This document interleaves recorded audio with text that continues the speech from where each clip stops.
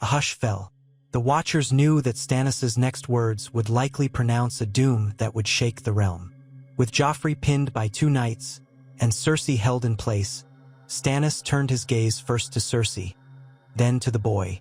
"I will not abide false kings," he said, "nor pretenders who claw at power through lies and corruption. By the laws of the realm, the punishment for treason is death. Yet I am not blind to the complexities here." The boy was shaped by the cunning of others. He paused for an agonizing moment. "We shall see if the boy can be spared. But as for you, Cersei Lannister, your crimes are too grave. The realm must know that justice will be done." Cersei opened her mouth to protest, but words failed her. She knew the truth. She was undone. If she had a dagger, she might have lunged at Stannis and ended it all, but her captors were too vigilant. The king flicked his fingers at the guards. They began to drag her away, ignoring her shrieks. Joffrey cried after her, tears streaming. The tension in the hall crackled. Stannis stood from the Iron Throne, descending the dais with a ringing step. With every eye upon him, he addressed the assembled lords and knights, declaring that the false queen would face trial. A hush of finality enveloped the throne room. So it was that by the end of that harrowing night, as dawn lightened the sky beyond the city's walls, King Stannis had conquered King's Landing. The capital was in turmoil, but his men brought order with an iron fist. They patrolled the streets, apprehending looters, quelling riots. Quiet fear settled over the city's residents, who huddled in their dwellings and prayed that the new king's wrath would not consume them. Tywin Lannister was far away, as were the Tyrells who might have saved the city. Sansa Stark, once betrothed to Joffrey, had vanished in the confusion, spirited away by unknown hands. Tyrion Lannister lay badly wounded in a maester's chamber, rumored to be near death. No one knew whether Stannis would put the dwarf to the sword as well, or if he might find use for Tyrion's sharp mind. In the days that followed, Stannis wasted no time consolidating his hold on power. Courtiers and servants were made to bend the knee or face immediate punishment. The Gold Cloaks, demoralized and leaderless, disbanded or swore new oaths to the crowned stag. On the walls, Baratheon banners replaced the Crimson Lion of House Lannister.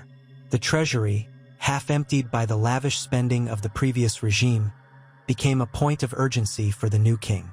He summoned the city's bankers and demanded accounts of the crown's debts. Grim lines tugged at his mouth as he learned how dire the situation truly was. Nonetheless, he planned to levy taxes on the merchants and dockmasters, to fill the royal coffers with enough gold to feed the populace and fund the continuing war. And the war was by no means over. Even as King's Landing came under Stannis' control, messages flew by Raven across the realm. The North had crowned Robb Stark as king in the north, and the Tullis held Riverrun in his name. The Iron Islands had begun raids on the western coast, sensing an opportunity in the realm's instability. The Tyrells had yet to declare for Stannis or any other claimant. Though Mace Tyrell seethed at the alliance the Lannisters had courted and the scorn that had followed. With the head of the Lannister lion severed, the entire continent threatened to fracture in ways unseen since the Targaryen conquest. Stannis knew he had to move swiftly. His claim to the throne might be secured by the conquest of the capital, but if the other regions did not submit, his rule would be as flimsy as a burned-out ship. He conferred with his principal advisors, Ser Davos Seaworth, who bore new scars from the battle and was missing 2 fingers on one hand, but whose loyalty was beyond question. Lord Alistair Florent, newly eager to assert himself as the king's hand. And the Red Priestess Melisandre, whose presence in the corridors of the Red Keep made many uncomfortable. Melisandre saw the city as a place ripe for the worship of the Lord of Light, and she believed that Stannis' conquest was but the first step in a grander design. Men whispered about the shadows that might dwell in her presence, but none dared speak too loudly, for Stannis owed her much, his improbable survival at Blackwater among them.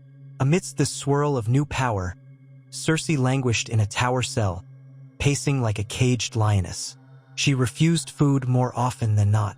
Her once radiant hair hung limp, and dark circles shadowed her eyes. She raged at her jailers, demanded audience with Stannis, but was met only with cold silence. Joffrey, separated from his mother, quailed in an adjacent cell, sobbing and trembling. Rumor had it that Stannis might spare the boy's life if a satisfactory arrangement could be reached, perhaps sending Joffrey to the wall as a man of the Night's Watch, or something equally ignominious. Opinions among Stannis's advisors varied. Some wanted the boy's head on a spike, as a symbol to all the realm. Others counseled that the realm might look more kindly on a merciful king if the boy was forced to confess publicly to his false heritage.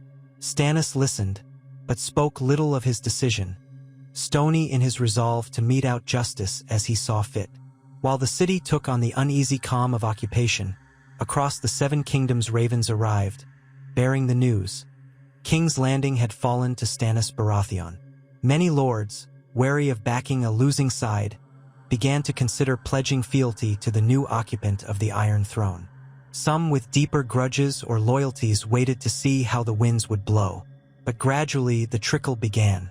Letters pledging support, offerings of coin and manpower, arrived. Within a fortnight, Stannis began to receive delegations in the throne room, each kneeling and swearing oaths of loyalty. He accepted them with grim dignity, measuring each man's sincerity. Those who came too late or smirked too readily earned the new king's suspicion, for Stannis knew that loyalty born of fear was fragile at best. Under the watchful eye of Melisandre, a new red-hued banner was occasionally flown alongside the crowned stag, the fiery heart of R'hllor. At first, this was done to commemorate the victory the priestess claimed was granted by the Lord of Light. But it did not take long for the small folk to sense that changes loomed. Murmurs spread of forced conversions, of septons being turned out from Baelor September, replaced by red-robed priests with foreign accents. Stannis had not yet made a definitive statement on the worship of the Seven. He was a man more interested in justice than theology, so he allowed Melisandre a certain scope to preach. Many dreaded the possibility that he might impose the Red God upon the capital, but for now, the realm waited to see how he would govern. Trials for Lannister loyalists began in earnest. Those who had taken up arms in the defense of Joffrey were compelled to stand before a court of lords assembled by Stannis. Sycophantic courtiers, knights who had once boasted of their devotion to House Lannister, now scrambled to distance themselves from the dethroned regime. Trials ranged from cursory to lengthy, depending on the seriousness of the accused crimes. Some noblemen with silver tongues managed to shift blame onto the Lannisters themselves, painting themselves as victims of intimidation. But others, especially those known for atrocities in the city or the countryside, faced the king's justice. Soon, the heads of certain captured knights and gold-cloaked captains adorned the city's gate spikes. Tyrion Lannister, once awake and bandaged, was hauled before the king's council, though he had trouble standing due to his injuries. It was said that Tyrion had tried valiantly to hold the city, and that he had arranged the wildfire defense. Some demanded that he be punished for his cunning that had slain so many of Stannis's men. But oddly enough, Stannis did not immediately condemn him. Tyrion insisted that he had only been defending the city, acting as hand of the king. He pointed out that he had saved thousands from starvation by reorganizing the city's supplies, even if the people hated him for his tyranny. He offered his knowledge of Lannister secrets. He promised that he could be of service if the new king allowed him to live. Stannis, ever disliking the Lannisters, was wary. But Davos, who had once been a smuggler and knew the value of unexpected allies, counseled that Tyrion's mind might be an asset. And so Stannis delayed sentencing. Tyrion found himself confined to a modest set of chambers, heavily guarded, while the king weighed the matter. Outside the walls, the realm continued to swirl with new storms of war. Robb Stark had gained victories in the field, but with King's Landing lost to Stannis, Robb faced the question of whether the North could remain truly independent. The young wolf would have to decide whether to march south, forging alliances that might pit him against the new king, or secure his own borders against the Ironborn. Meanwhile, Tywin Lannister, upon hearing the news of King's Landing's fall, was said to have raged so fiercely that ravens took flight from Harrenhal's towers. Furious at the Tyrells who had not yet marched in time, he vowed to raise a new host, to reclaim the city or die trying. Yet, with a tattered army and uncertain allies, the old lion's roar seemed more bluff than anything else. Each day, Stannis arose at dawn. He broke his fast sparingly, often a simple meal of bread and a cup of watered wine, and then spent hours in council. Master of ships, master of laws, master of coin, all these offices required men whom he could trust. But trust was a rare commodity, especially in King's Landing.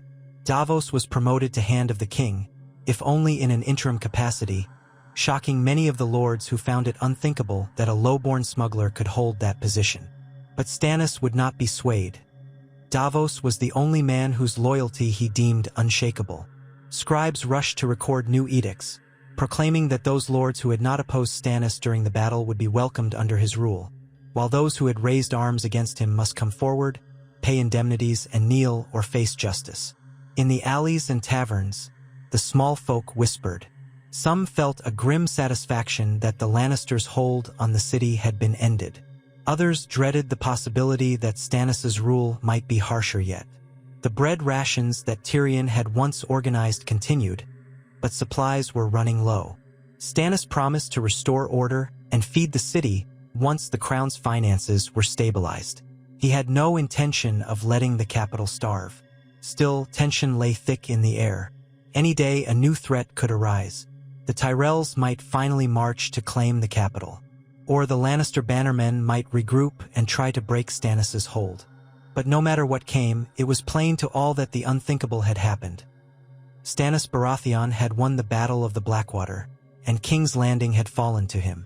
The realm would never be the same. The Targaryen dynasty's destruction decades ago had opened a vacuum of power, and the War of the Five Kings had splintered the country further. Now, a man known for his relentless pursuit of justice sat upon the Iron Throne. What would that justice look like? The people of King's Landing could do nothing but wait, each passing day brimming with rumors, each night overshadowed by fear of what morning might bring. For now, the old power structure lay in ruin. The High Septon had fled or been killed. None knew his fate for certain. Many lesser lords scrambled to prove their loyalty or to vanish before the new order took hold. The city had suffered only a fraction of the destruction it might have, thanks to the partial success of Tyrion's wildfire gambit. But the damage still weighed heavily. Blackwater Bay was filled with the wreckage of burned ships, and that stench drifted over the city on hot days. Some areas near the wharves were scorched black, where wildfire had spilled onto land. Charred debris littered the streets, and bruised or burned men loitered in the squares, beggars now who had once been part of the city watch. In the days that followed, Stannis set about proclaiming his victory to the realm. Ravens were sent from the royal rookery, carrying proclamations that Lord Stannis Baratheon, by right of blood and law, had claimed the Iron Throne. He invited every lord who was not in open rebellion to come to King's Landing, swear fealty, and discuss the realm's future. Such invitations were pointedly not extended to Tywin Lannister, nor any who still marched under the Lion's banner. The lines of friend and foe were now drawn in fresh ink, and the question remained: how many more battles would it take before all the great houses bowed to the rightful king? Despite the uncertainty, there were moments of respite. Davos took a private moment to ascend the walls of the Red Keep, staring out at the sea that had once been his domain. In the harbor, battered remains of Stannis' fleet swayed. Some ships lay half-submerged, but enough remained afloat to maintain a meager blockade and to ensure supplies could be shipped in from the surrounding lands. As the new Hand of the King, Davos felt the weight of every hungry mouth in the city, every unsettled heart. He knew how precarious their position was. Even with King's Landing taken, the war was not truly won. Deep in the night, Melisandre's red robes swept through the corridors, silent as a shadow. Some swore they saw her in the throne room, alone, standing before the Iron Throne and whispering prayers in a foreign tongue. Others claimed she performed secret rites in the black cells beneath the Red Keep, burning incense that left an acrid tang in the air. Whispers said that she used her sorceries to protect the king, or to punish the traitors who lurked in the city. None dared confront her openly. Meanwhile, the trials continued. Cersei's turn before a tribunal approached, and with it came the promise of high drama.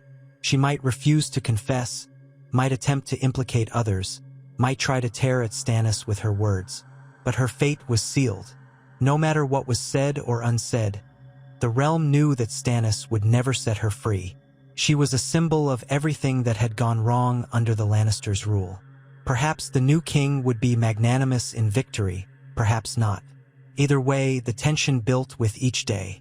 Outside the city, refugees who had fled in the early days of the battle began to drift back when they realized that King's Landing had not been razed to the ground. They returned to find new men at the gates, men wearing the crowned stag. These soldiers asked new questions, demanded new tolls, and enforced new laws. To the common folk, it felt like a changing of one set of masters for another, though a few had hoped that Stannis's famed sense of justice might yield something better than the cruelty they had known under Joffrey.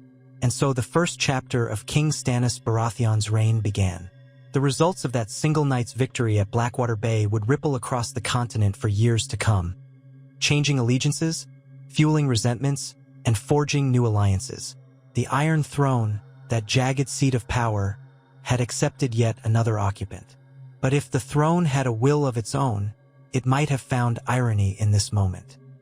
For all of Stannis's unyielding convictions, for all of his willingness to plunge the kingdom into war in pursuit of what he deemed his right, the question remained: would his own convictions, like the molten swords of Aegon's enemies, twist and melt under the weight of ruling the Seven Kingdoms? In the weeks after the battle, as the city's gates reopened for trade, new merchants brought fresh produce and goods. Some semblance of normalcy stirred in the markets. But the city was changed, haunted by the memory of screams in the night and the sight of green flames dancing on the waters. Soldiers in Baratheon colors marched through squares that had once been controlled by the gold cloaks. Crime dropped precipitously, for none wished to test the new king's tolerance for lawlessness. Families counted their dead, found them or did not, and tried to piece together a life. High up in the Tower of the Hand, Davos sat by candlelight, going over supply inventories. The man could read only haltingly, but he labored earnestly. Stannis had insisted that all vital records be tracked meticulously. Grain stores, barley shipments, numbers of livestock. Davos rubbed his brow, wishing for the 100th time that he had a maester who was not trembling in fear or half in hiding. But he did what he could, for he believed in Stannis's cause. He believed the realm needed a just king. The city might hate them still, as a conqueror is rarely loved, but Davos held out hope that, in time, the good they did might outweigh the bitterness of the takeover. Elsewhere in the Red Keep, Celis Baratheon, Stannis's wife, arrived by ship from Dragonstone. She entered the city in a closed litter, flanked by a token guard of Storm's End men. Greeted with minimal fanfare, she was ushered into new royal apartments. Lady Melisandre greeted her, their eyes meeting with a mixture of curiosity and tension. For Celis, the Red Keep was the seat of her newfound queenship, a place she intended to rule from at her husband's side, forging a new era. Yet she felt overshadowed by Melisandre's presence, as so many did.